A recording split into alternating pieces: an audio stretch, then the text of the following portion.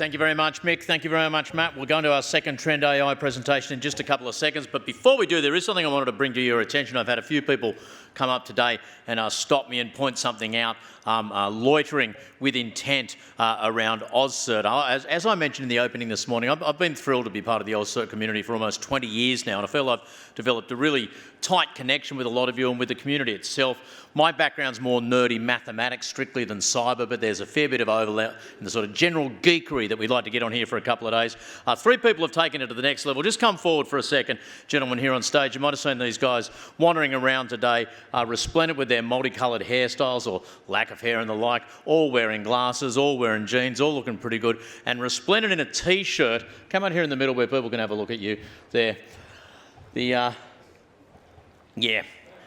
Unofficial Adam Spencer fan club T-shirt that I saw earlier this morning. A few people come up and said to me, have you seen these guys? So look, just wonderful stuff, really flattering. If you see them around, come up and say hi. If you see them close to me, please contact security immediately and just tell these freaks to get out of here. Give them a round of applause. It's Peter, it's Joel, and Mark. Thank you very much, gents. Very, very sweet, very flattering. In 20 years of hosting events around the world in all sorts of fields, I've never had anyone turn up in a T-shirt dedicated to me. It's very sweet. You didn't need to do that just to get close to me. It's a lot easier than that. I have actually been talking to a few people today. I've started writing stuff on Substack. I have a regular Substack called Nerd News, where a couple of times a week I dive into just the latest geekery. Some of it's AI and tech. This morning's one was on the Ebola virus and exactly what's going on there. Why is it genetically different to other strains and things like that? There's a QR code here on the big screen. If you want to scan it, feel free to follow me on Nerd News. It's a Substack-based platform.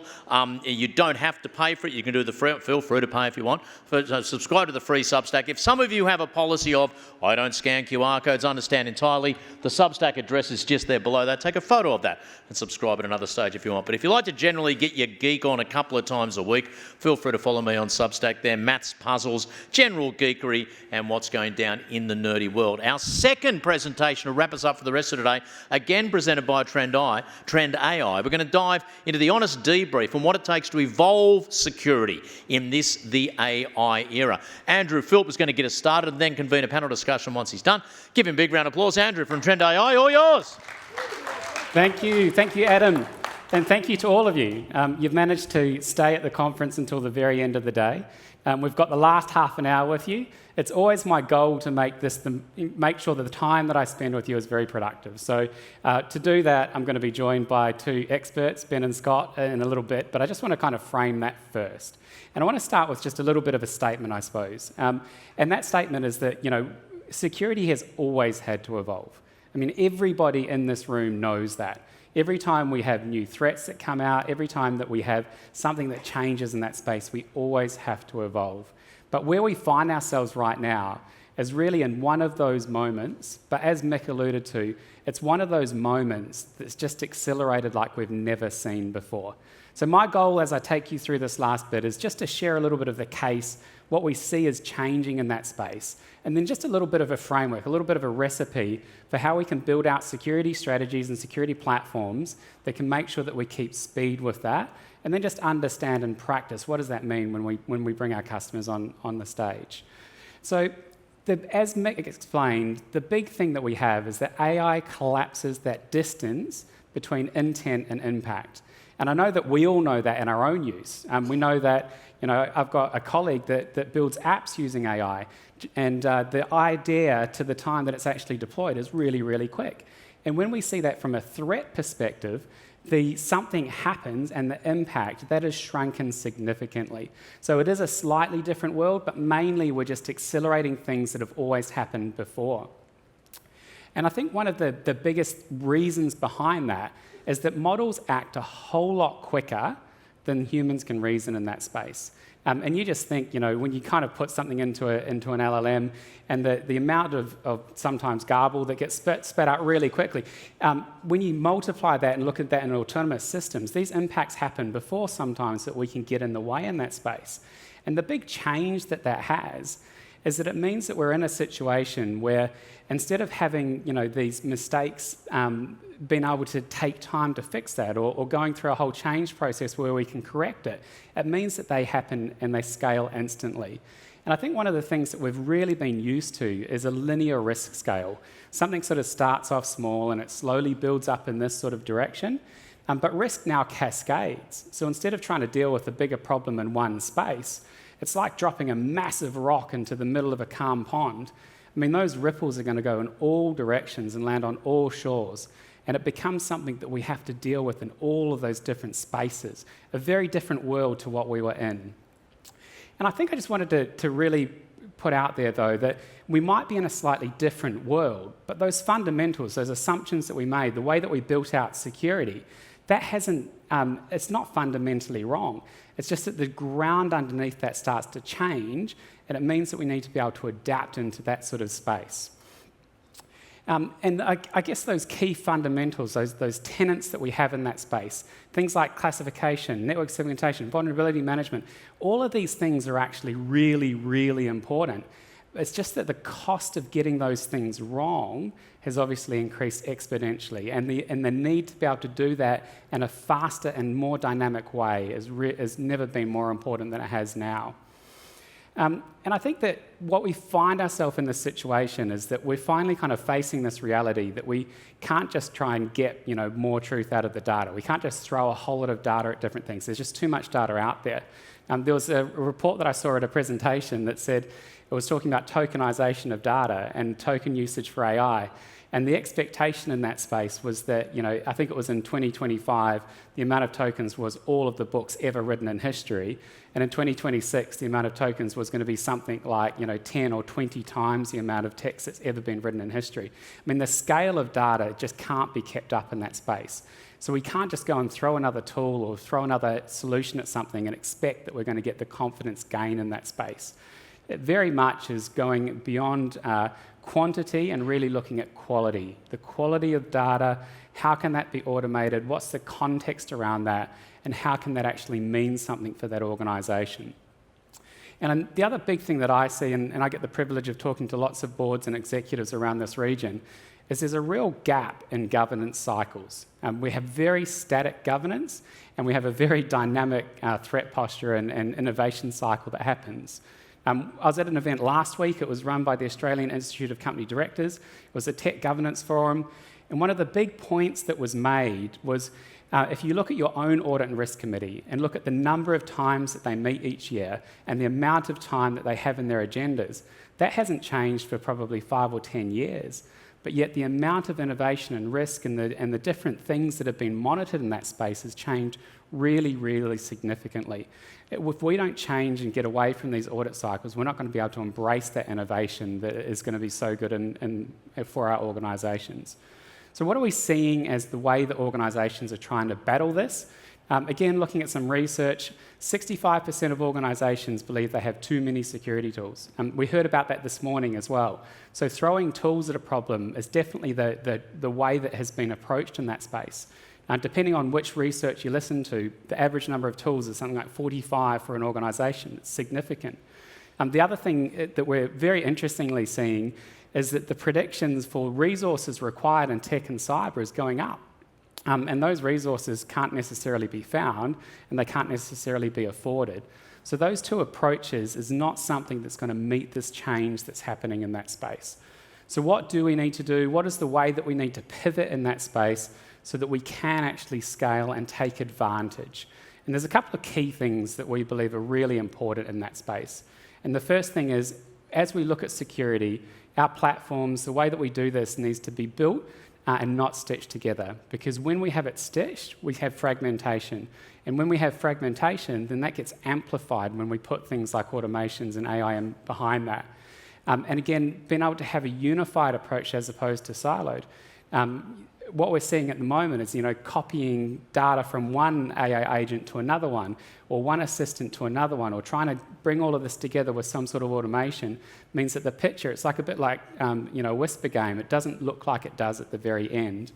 And making sure that our approach to that changes as the threat landscape changes, getting away from that static view. And when we do that, when we move from that manual discovery to continuous understanding, suddenly we become a business enabler. We stop being a gate.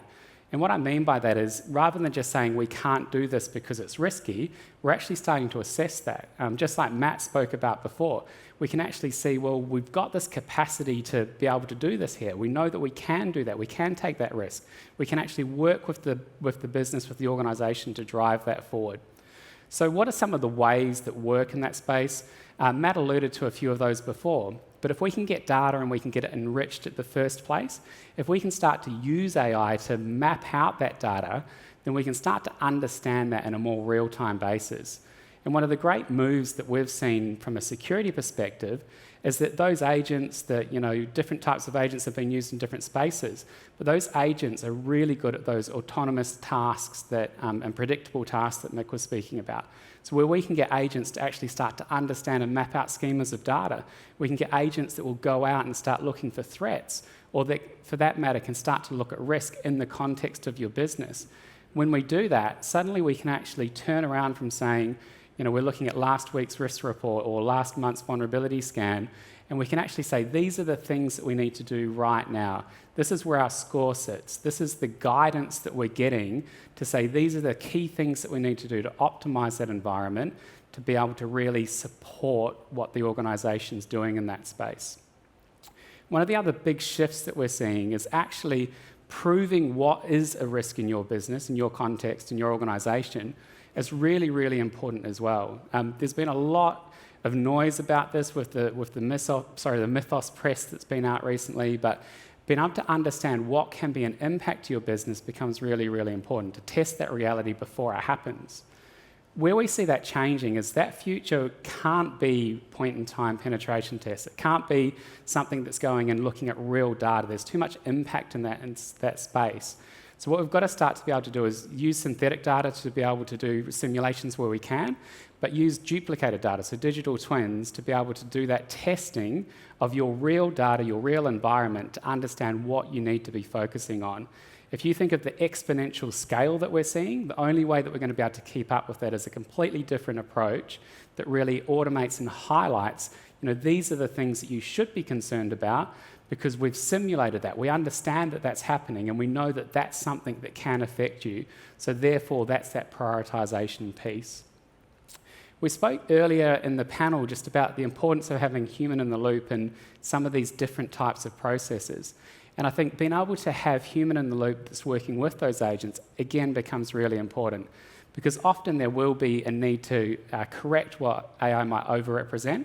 There might be a need to add some context in that space for those key decisions. So being able to keep human in the loop becomes really important in that space.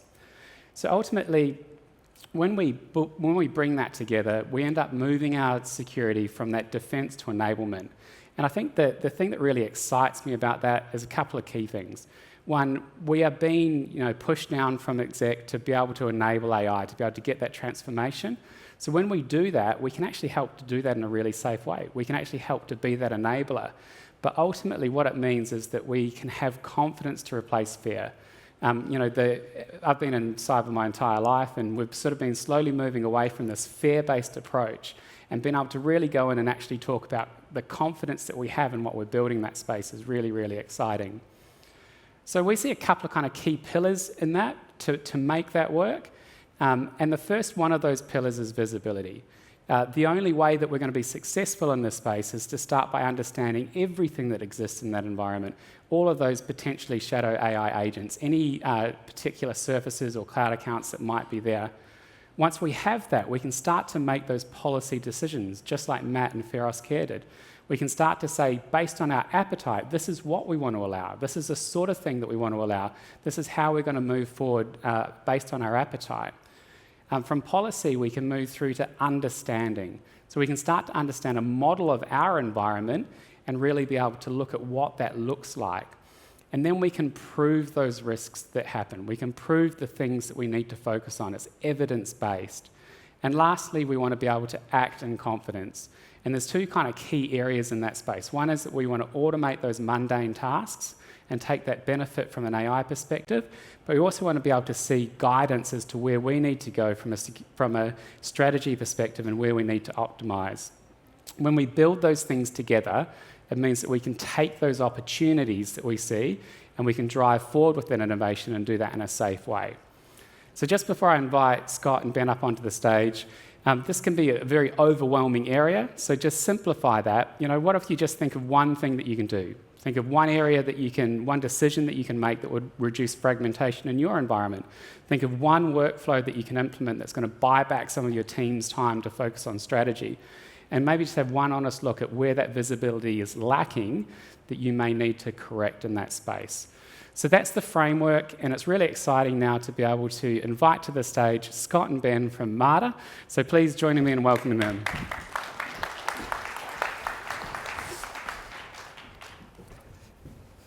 Scott, thank you very much for coming. Ben, thank you for coming. So Scott, maybe you could just do a little bit of an introduction of MARTA. It's obviously a local brand, but for those that don't know about you can just talk a little bit about what MARTA is. Yeah, afternoon everyone. MARTA is a not-for-profit healthcare provider based here in Queensland. We've got hospitals up the east coast of Queensland. Formally opened our newest hospital yesterday at Springfield, an expansion of the existing private hospital there. One of the unique things, we've also got an education, we do a lot of research, and also a foundation which does some amazing work. Many of you might recognise the MARTA Little Miracles brand.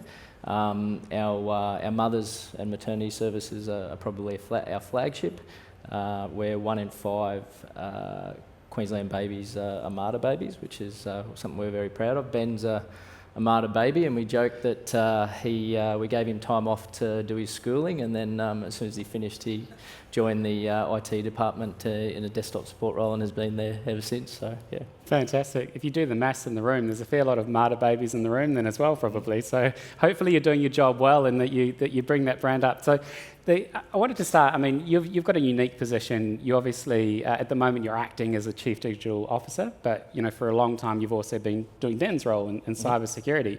And I guess we've shared a little bit about this massive change and advancement from an AI perspective. But what does digital innovation look like when it's in a healthcare environment? What are those unique complexities that you're facing? Yeah, it's I think the organisation MARTA, and I don't think we're unique from a private healthcare organisation in particular. We run at a number of different paces throughout the organisation. So our patients and consumers and our clinicians are really looking for those digital solutions to make their lives or their patient experience easier. So example, when I joined MARTA 15 years ago from the insurance industry, I was fortunately I hadn't had any need to be in hospital up until that point, and I was blown away that we still had such a heavy reliance on paper. 15 years later, we still do within a number of our services. So the clinician lens in particular, being able to attract and retain people with digital technology and innovation that's sort of fit for purpose is a challenge. And then you've got sort of our lens from a governance and compliance point of view, as well as our clinical governance and safety people. So moving at different paces does present a challenge. Probably the other big thing that I don't think is unique to us either is the legacy sort of technology and information. I've heard legacy tech a number of times in a number of presentations here. We battle that and looking to support that, and the effort involved in supporting and securing that is a real challenge. So it doesn't leave a lot of space in our day for sort of supporting and innovation and new technology. It sounds interesting and challenging. I guess it's glad that you're just acting and not permanently in that. But I think that what I'm hearing is obviously you've got these users that are calling for change. Mm-hmm. You've got a process and regulation and things that aren't quite ready for change. And then meanwhile, you've got all of these other kind of angles coming in and sort of forcing into that space. Of course, AI's always got to be the answer for everything, right? Yeah. So in reality, though, where is AI actually creating opportunities, and is what's surprising you in that space? Yeah, we're similar to what Matt was talking about. So we've got an approved sort of Gen AI tool within the organisation in an attempt to limit the sort of data leakage or risk with the unapproved, unsanctioned tools. We are using a clinical transcription tool, so for our outpatient services in a number of areas. So that's going okay. I think part of the challenge there is the integration with our existing applications, and because we've got a complex application environment, it's difficult to make that seamless from the clinical transcription tool into the health records and systems of record. I think the opportunity in the next sort of 6 to 12 months at MARTA will likely be in the clinical support space. So we will see things like, or a really big opportunity is to address non-payroll labour in particular in our nursing workforce and the scheduling of that. So that takes a small army to get right, but it's a significant cost to the organisation. So just a little bit of improvement in that space will actually make a big difference. And then probably a little bit beyond that is likely to be augmentation of clinical services, not automation, but the augmentation. So making it, and it'll likely be built into the clinical applications that our people use, but getting the clinician access to the right information at the right time, because at the moment it's a lot of clicks to get down into the system of record to find what they're looking for. Yeah, right. So we saw the video this morning of the robot trying to run the half marathon and dismantling itself right on the start line. So we're not going to jump from paper process to robots inside of the next 6 months. It's just slow and steady, pick those easy wins. Yeah, beautiful. We do have plenty of robots in our theatres, but no AI technology at the moment.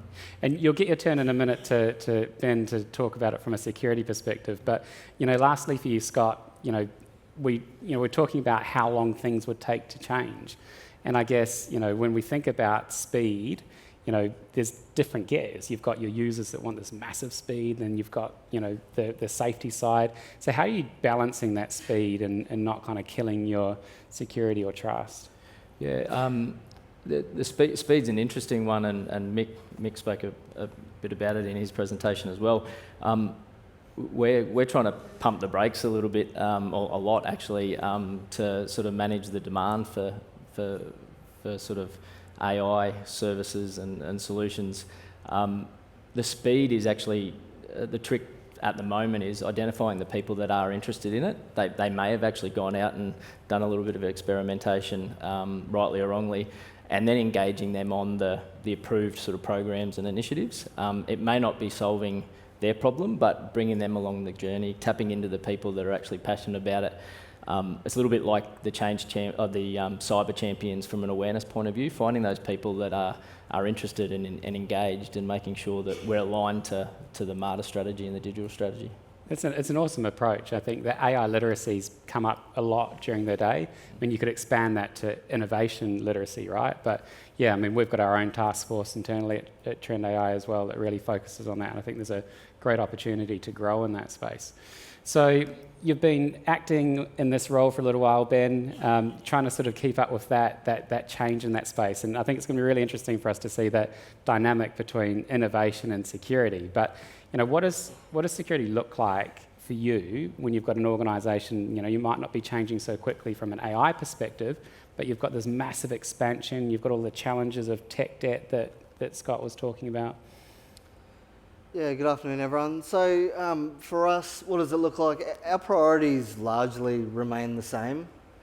We, if I look at it from an operational perspective, our priorities are our daily checks. So we make sure that the first thing that one of the guys, when they get in the morning, is check our systems. Simplifying that is really important. We're fortunate enough to have everything plugged into Trend. And we use the Trend AI risk score to then tell us basically, right, what's changed in the environment. If it's gone up for a few points, like over the weekend it went up, over 10 points, we knew straight away something's happened here. that is the first priority of the day. That's... So it's about still just trying to find the overall risk that you're looking at and manage that across all of those areas, prioritising that, to try and keep up with some of those changes. And I guess that leads really well into this next question. So, what are those real exposure points? And, how have you had to have a conversation with the business about that? Yeah, so the exposure points are, there's the main ones like identity, there's probably a big one, if I was to use an example, would be digital literacy. So a recent example was a clinician that had been using what he thought was a safe browser extension that was labelled ChatGPT to assist him in being more efficient in his daily work. Now, when he jumped onto a MARTA device, he logged into that browser and it tried to download that extension. Now, we, after doing some research and assisting that clinician, knowing that it was on his personal device, we were able to see that that had screen recording capabilities, and obviously that puts our patient data at risk. So if we go back even as far as, say 6 years ago was when Edge first introduced Chrome login profiles, like this was not an issue. And so now, it's big for us. And I think that adding that whole dynamic of everyone wants to try and jump on this bandwagon, right? So it's just going to make it more and more likely that they're going to try and do something at home and then do something different, or in that case, do something in another kind of clinical environment where they're working and try to bring that into that space. Big challenges in that space. So, given those challenges, given what you're focusing on, what does good look like from a security standpoint as innovation accelerates? Yeah, what is good like? Great question. It's prioritisation is definitely key. I love what you guys have been saying about automation. It cements that what we're doing is we're going down the right path. So if I give an example there, we're actually taking one of the operational guys away from his daily duties and having him focus on doing automation activities. So given he's an SME within our cybersecurity tooling, he can identify, what Mick said before around those repetitive tasks, he can jump in, let's start automating those. We've had a quick win already with, one of the tasks we do is a daily AI prompt where we look for threat intelligence, MARTA branding, or anything like that out in the darknet or internet.